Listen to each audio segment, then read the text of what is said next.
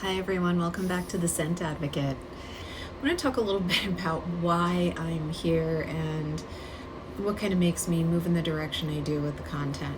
So when I look for fragrance, I'm not necessarily looking for what's in the mainstream. And when I look at content for fragrances, I'm hoping to find something that'll give me additional information. I'm looking for something more. I'm looking for how's the longevity? How's the projection? Is it similar to another fragrance, something maybe I have in my collection? Now, obviously the content creator could know that, but if it's, similar to another fragrance, it would be great to know what it is and how similar it is.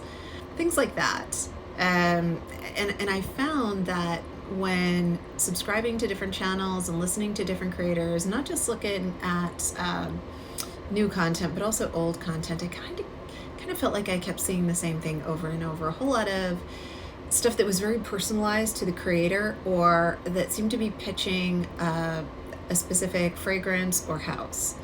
And that's fine. I enjoy that very much, but it wasn't what I was looking for. There was a dearth of information that I was looking for. You're not going to get any penny droppers or what makes my husband salivate. None of that. I totally respect it. I get it, but that's already done. So you don't need me to say it.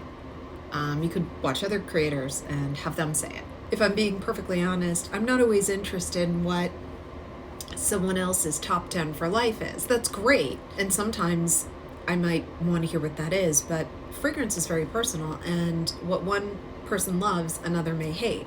It has nothing to do with the fragrance itself. It's just, how does it manifest on your skin? How does your body chemistry play into it? How does the weather play into it? I figured if I feel this way, maybe others do too. And perhaps there's an audience for looking at fragrances that really aren't in the mainstream. They're not from the houses everyone in the moment is talking about. They're indie, they're niche, they're unusual, they're different. You don't want to smell like everybody else, maybe. You don't want to have something because it's the latest craze. And for me, I'm not selling anything. No one's giving me any PR or any perks of any kind to talk about a fragrance. And so I try to keep it really positive, and if I don't have something good to say, I'm not going to make a video, ripping up some fragrance house or some scent. That doesn't make sense to me. If I don't talk about it, it's because I'm not interested in it or I don't like it. Maybe I haven't discovered it yet, but for the most part, if I don't have something positive to say, I'm not going to make a video about it. What I am interested in, and what I hope some of you might be interested in, is what's not in the mainstream, what's out there that's amazing and doesn't get as much attention as the flavor of the week, the house with the most marketing dollars. I'm interested in something more. I want an experience for my fragrance, especially at some of these prices. I want something more. And so that's what I'm looking for, and that's what I want to create. When maybe you come along for the journey and help me figure it out. This is about the quality of the fragrance, the experience relative to some kind of universal factors. There are certain givens with certain fragrances, and if that's the case, I'm going to say it.